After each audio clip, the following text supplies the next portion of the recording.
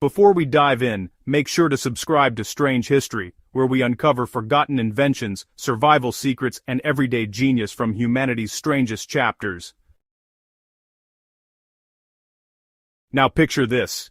It's 1943, the world is at war, millions of men are overseas, and the Homefront, from New York to London, has been transformed into a battlefield of its own.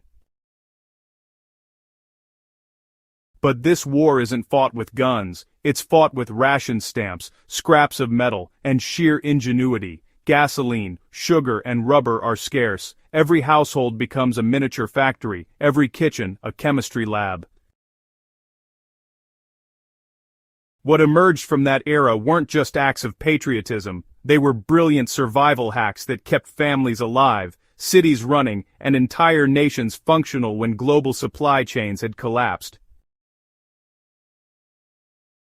And today, as we face a world of resource shortages, rising costs, and unpredictable systems, these forgotten skills from World War II might be exactly what we need again.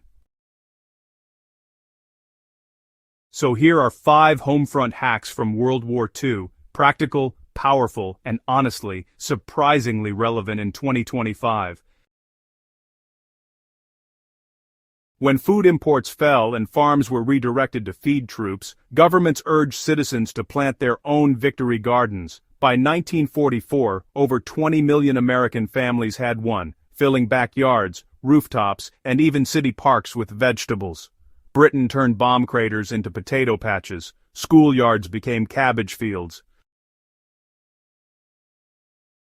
But here's the secret, the real innovation wasn't the garden, it was the soil. People discovered composting, seed rotation, and natural pest control out of necessity. Waste became fertilizer, eggshells became calcium boosters, even coffee grounds were reused for soil enrichment.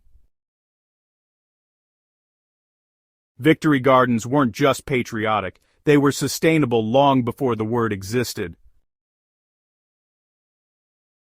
In 2025, as food prices rise and urban farming resurges, the same principles apply. Grow local, compost everything, and reclaim the soil under your feet. During air raids in Europe, electricity often failed. Refrigeration was a luxury, so families used what they called candle coolers. The idea was simple but honestly pretty ingenious. A ceramic pot, some sand, a small candle, and evaporative cooling. One pot nested inside another, with the gap filled with damp sand. The candle's gentle heat drew out moisture, causing evaporation, which dropped the inner pot's temperature dramatically.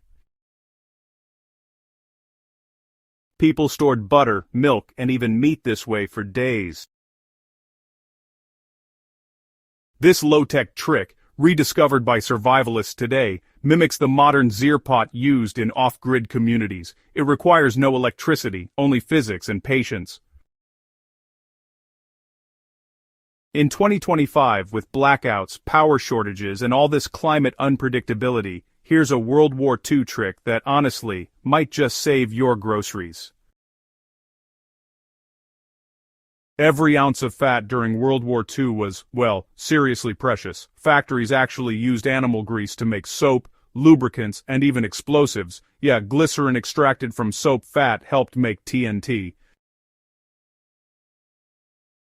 So, when families finished washing, they didn't just throw out those tiny soap slivers, they melted them down in boiling water, poured the mix into molds, and made new bars.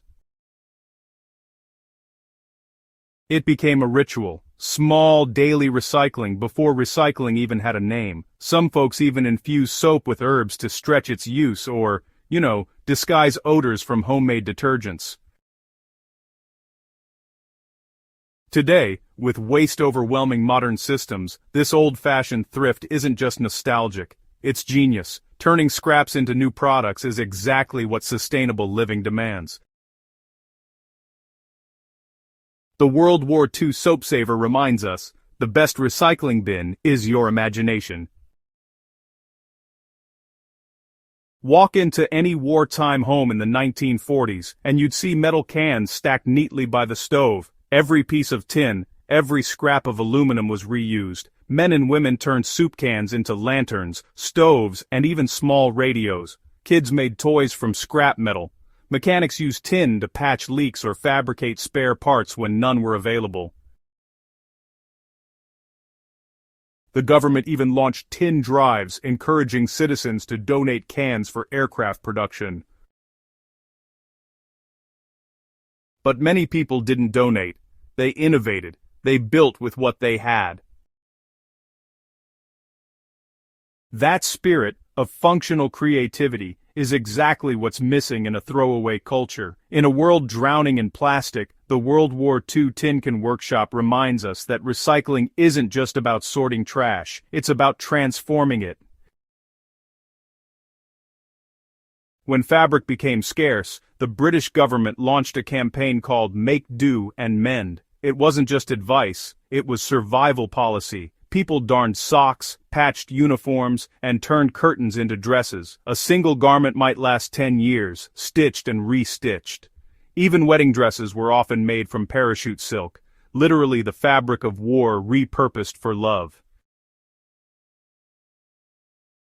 But something deeper happened. Craftsmanship returned. Knowing how to repair became a mark of pride, not poverty. In 2025, where fast fashion pollutes and clothing waste piles up globally, the World War II mindset feels, honestly, revolutionary again. Mend what you can, make what you need, and measure worth in durability, not novelty.